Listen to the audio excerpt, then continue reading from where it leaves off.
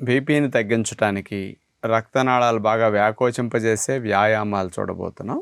ముందుగా 2 కాళ్ళ మధ్యలో ఒక అడుగు దూరం పెట్టి అట్లా స్ట్రైట్గా నుంచున్న తర్వాత చేతులను అట్లా పెట్టి భుజాలను గుండ్రంగా ఒక సున్నా చుట్టినట్టుగా గుండ్రంగా అట్లా తిప్పాలి. మళ్ళీ స్ట్రైట్గా చెప్పాలి. మళ్ళా సెకండ్ రౌండ్, థర్డ్ రౌండ్ అట్లా క్లాక్ వైజ్లో గుండ్రంగా ముందు నుంచి వెనక్కి తిప్పిన తర్వాత మళ్ళీ వెనక నుంచి ముందుకి యాంటీ క్లాక్ వైజ్.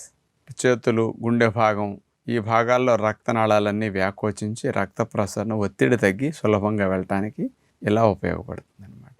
ఇక రెండవది, ఇందాటి వల్లే కాళ్ళను ఒక అడుగు దూరంలో పెట్టిన తర్వాత చేతులను అట్లా పెట్టి బాగా స్పీడ్గా రన్నింగ్ చేసేటప్పుడు చేతుల మూమెంట్ ఎట్లా ఉంటుంది అలాగే స్టేబుల్గా ఉండి చేతుల మూమెంట్ రన్నింగ్ చేసినప్పుడు లాగా స్పీడ్గా అట్లా అదే విధంగా మనం చేస్తాం అన్నమాట. ఇట్లా ఒక 15-20 రౌండ్స్ సులభంగా ఉంటాయి కాబట్టి చేయగలిగితే మంచిది. ఇక మూడవది, నమస్కార ముద్రలో చేతులు పెట్టి భుజాలు చేతులను బాగా వెనక్కి వెళ్ళేటట్టు అట్లా చేసేసి తీసుకొస్తాం. మళ్ళీ నమస్కార ముద్ర.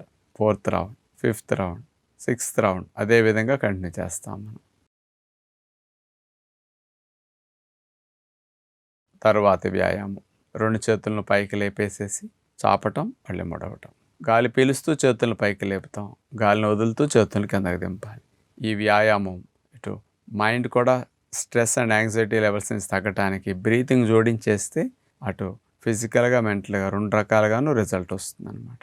తర్వాత వ్యాయామం, నమస్కార ముద్రలో చేతులను పెట్టిన తర్వాత చేతుల్ని కుడివైపు కనుక తిప్పితే సీటు భాగం ఎడమవైపుకి వస్తుంది. చేతులు ఎడమవైపుకి వస్తే సీటు కుడి భాగానికి ట్విస్ట్ చేయాలి. ఇట్లా ఆపోజిట్ డైరెక్షన్లో ట్విస్టింగ్ అనమాట.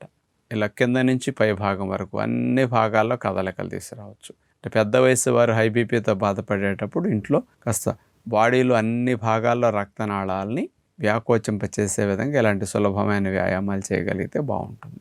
అంటే హార్ట్కి కూడా బ్రీతింగ్ జోడించేయటం వల్ల ఎక్కువ ఆక్సిజన్ సప్లై జరుగుతుంది అన్నమాట.